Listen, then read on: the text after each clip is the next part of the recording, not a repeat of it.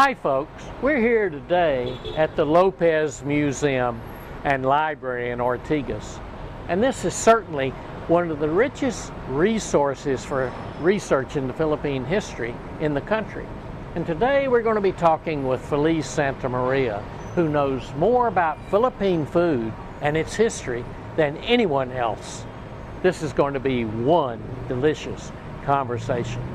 Join us for the feast. Hi folks, we're here right in the middle of the Lopez Library, and with me is my good friend Felice Sta.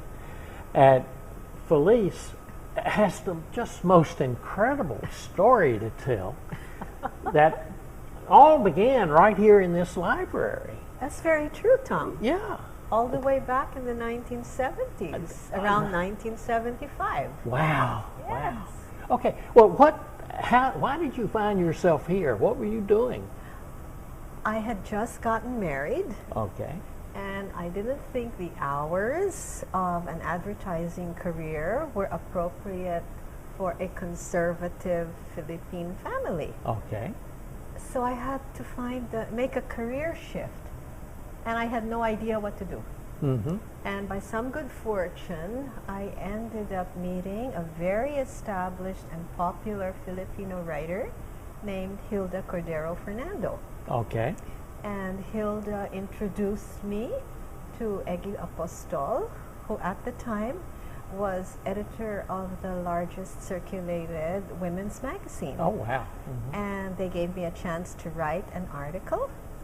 So I started writing for the women's magazine every week. And Hilda just happened to be the associate editor for Filipino Heritage. Okay, and what was that? Filipino Heritage was an Australian publication.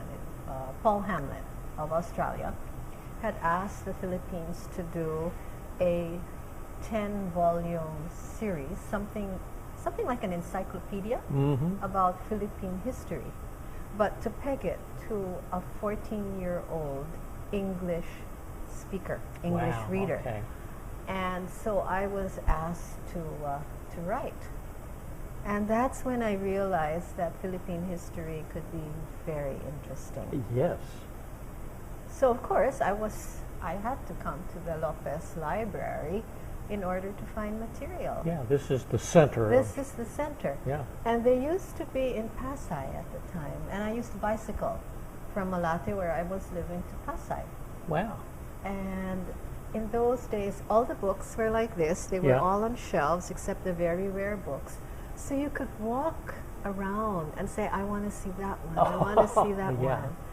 And it looked as if the books were glowing and telling me, I've got what you need. So I would ask their old librarians, may I see that? Yes. And sure enough, I'd open it and find something. Wow. So I said, this is a sign. Yeah, it's a sign. Yes. Maybe I better stick to this. Yeah. Well, that is absolutely fascinating. And at some point, your Philippine Heritage article started showing up in a newspaper, I believe. Well, eventually I was lucky enough. I wrote in the Manila Times when it was revived, alternating with my dear friend Cora Alvina. And so we were writing about Philippine history. They were vignettes. They were actually the leftover material from the articles that I had written for Filipino Heritage. And I had enough for 3 years. Yeah. And I still had more. Okay. And then I moved on to, the column that I was really known for was the one in Philippine Star. I guess that may be... That was the one. That's probably the one where I first discovered you as a writer. Very likely. Because that was an opinion page column that came out Sundays. And Betty Belmonte and I had an arrangement. I could write about whatever I wanted to write about. Wow. Mm-hmm. So once in a while I'd throw in something about food. But it was basically cultural advocacy. Mm-hmm. And the food thing, how did that sort of begin to grow? Yeah, that was really strange, Tom. I always was interested in the kitchen. Mm-hmm. I was very poor at sewing I was very poor at ironing clothes, all these things that young girls were supposed to learn. But I found myself drawn to the kitchen. 7 years old, I was already cooking. Oh, wow. Okay. Yes. And when I was a teenager, I started buying cookbooks. And you know, in Manila in the 1960s, you couldn't buy a lot of the imported books that you have now. Mm-hmm. And the books then were simple, they were pocket books. So that's what I was buying. And then when I started writing for Filipino Heritage, I'd find all these recollections by travelers to the Philippines Mm-hmm. during the Spanish era. Oh, okay, all the way back then. Yeah. Yes, about the kitchens, about what they were eating. I'd find the menu that was served in 1898 to ratify the Philippine Proclamation of Independence. Wow. Things I didn't expect to see. Yeah, and you found those here? I found those here. Wow. And so little by little, I was taking note of all of these things because my assignment was not about food. It was about economics and trade and transportation and things like that. And I said, gee, I've got all this information. So I don't know when it was. You know, you have eureka moments, Tom? Like Yes. when you play, isn't it, you get this eureka moment and Yes, yes, everything yes. comes together? Yes. And then I told myself, one, I've got so much data, I should probably try to put this into a book. That was one. But I think the more important realization was, I said, if I wanted to know who the Filipino is, if I studied food using a historical framework, Mm-hmm. what would I find out? So this meant I couldn't use what little training I had in anthropology. I would have to use a history framework for which I am not trained. Mm-hmm. But somehow I was able to start looking at material in chronological sequence. Okay. And because of doing that, Tom, it is amazing what I have found out about the Filipino. Yeah. That's absolutely, and I don't think anybody else had ever done that before, had they? Well, that's why, that's I think one of the reasons I've decided to continue doing it, because everybody seems to be interested in food as culinary studies. Yes. You know, to cook. And it's wonderful. Look at the food today. And I mean, people all over the world are looking at Philippine food and Philippine cooks. You know, I think it's wonderful. There are people who look at it for nutrition, Mm-hmm. you know, I mean, and food self-sufficiency and sustainability of that. But that's it. Nobody's looking at it from the history side.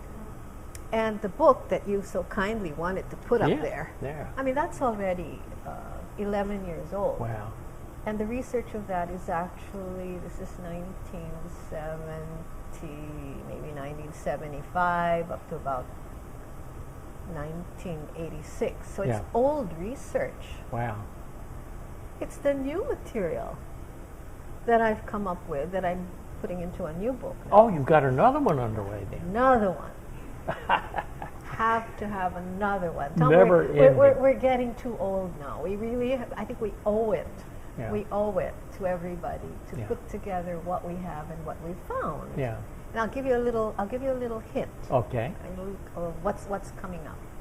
For instance, and it's in this book. Okay. Okay. It's in the children's book. I was able to combine it. Let's point to this because this is just out. Yes, that came out in December, just before Christmas. Yeah, and it's a fabulous book all about Filipino food written for kids. Right. I know kids already that I've shown this to that are very excited about it. Well, you know what it's also good for is my friends who've received the book have said, especially the grandparents and the young kids and the parents all come together And then they start recalling. Yes, talking and about it brings the family together. Ah, yes. And then they'll start cooking some of the food that's mentioned there. Yeah. And I think that's very important, to bring the generations together. Yeah. But I was able to sneak into that. One of the new findings, which comes out of a early 17th century dictionary from the Visayas. And it's a precious word, a simple word, naya naya. Okay. Everybody can remember naya naya. And to me, naya naya should be the foundation of our culinary tourism in the country. The reason being, naya naya has two meanings. The first meaning is to serve food to guests, okay, to entertain guests, so this is hospitality. Yes. But the second meaning is to be a happy person. If I'm happy, I'm naya naya. Oh, I love it. And that means that if I serve you merienda, if I cook food for you and my guests, it makes me happy. Oh, that is so beautiful. So being nice to Yeah. other people, serving food, cooking food, all of being hospitable makes us and everybody involved in the process happy. Well, you know, to me, as you know, a foreigner coming into the country 30 years ago, I found so many people that would just, please come into my home, and I was just so amazed. Right, and it's come into our house, and Yeah. you've got to have something to eat. Absolutely. You And it cannot didn't matter leave. whether the person was rich or not so rich. Exactly. Come into my house. That is the culture. Yeah. Now, so by studying dictionaries as far back as the 1600s, we can discover wonderful things about us. Wow. So, I mean, this I think is the value of looking into the very distant past. We realize that we have this strength, and we have proof that it's something that we've had for a long time. Yeah. I mean, before there's no proof, because nobody could say, okay, this word and this date recorded. Mm-hmm. And there's another word that I think is beautiful, Tom. Isn't it Filipinos seem to like buffets? That's why there are different companies that have come in, and they have these eat all you can. Mm-hmm. I used to think it was because you could eat all you can. That's why these things were popular. But now I think there's something else behind it. Ah. So this comes out of another 1600 dictionary. Wow. Okay, these are early. Yeah. And the word is ginhawa. Ginhawa. Ginhawa. So ginhawa today means well-being. Or you would say there was a movie called Sahirap at Ginhawa, meaning through the bad times and through the good times. Yes. So ginhawa is still an active word. But what it used to mean was, at least in the Visayas, was ginhawa was having a lot of food, many kinds of food, the way you'd have a buffet during a fiesta. Mm-hmm. And so you were going to experience the ginhawa, and you would be maginhawa if you'd be very pleased if you had all that food in front of you. Mm-hmm. So I think it may be deep back, we really like this idea of many different kinds of food made us feel good. It Yes. meant we weren't hungry anymore. But the word, it turns out, has an even deeper meaning. Ginhawa refers not just to being happy and the food that makes you happy. Mm-hmm. It refers to the vital force of life,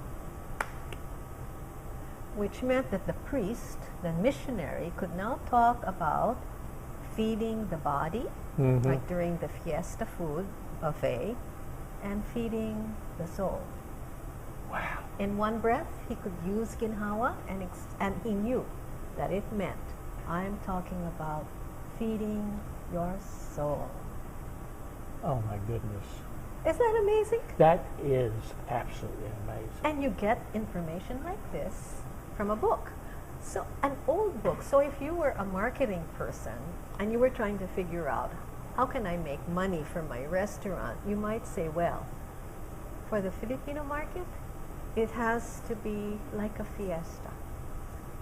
Then I'm sure I'm going to pack them in. That's, and I tell you, that has such deep insights into the Filipino people. Exactly. And what, everybody acknowledges is, this absolute amazing hospitality, but you've just given a depth to it that is just really inspiring. I'll give you one more Okay. use of One the more word. for the road. Yeah, one more for the road. And this is, again, ginhawa. Okay. The word was used by the Katipuneros, by Andres Bonifacio and his group. And he was saying that the reason we had to separate from the monarchy, Mm-hmm. the reason the Filipinos had to separate from the Spanish monarchy was because we probably knew our problems better. Maybe we could therefore solve them better. And by solving them, we would have buong kaginhawaan, full wellness, holistic wellness. And if you study the Katipunero records, the kaginhawaan, the wellness, the well-being was again not just material, but spiritual, moral wellness. Without the moral wellness, there is no way that we can be a wonderful people. Now, isn't that amazing? That is just breathtaking. From an old Spanish era dictionary. Tom. Wow. And just think, when you first walked into the Lopez library, you had no idea that all this stuff would open up to you. Not at all, Tom.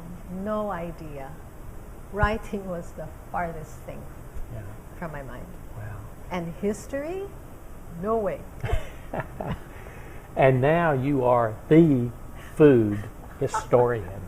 Well, a little bit. Yes. Just of this period. Yeah. And I am really happy that there are many new food enthusiasts who are interested in contemporary Philippine history of food. Mm-hmm. They're documenting what's happening now. Yeah. And I keep telling them, be sure you get your dates right, your names right, because that's going to disappear so quickly. Yeah.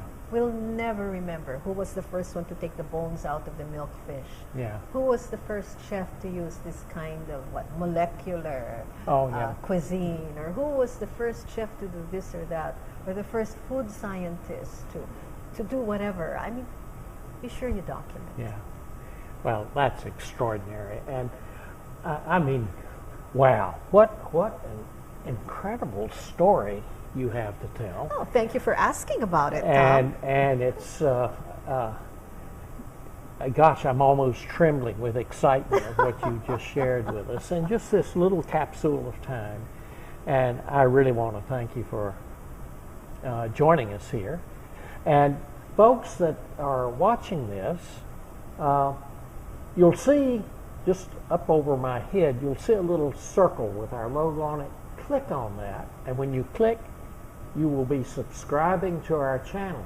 And then you can keep up with our next fascinating guest. And there's so many fascinating people here and so many fascinating places, and we'll share them with you. So thank you very much for joining us.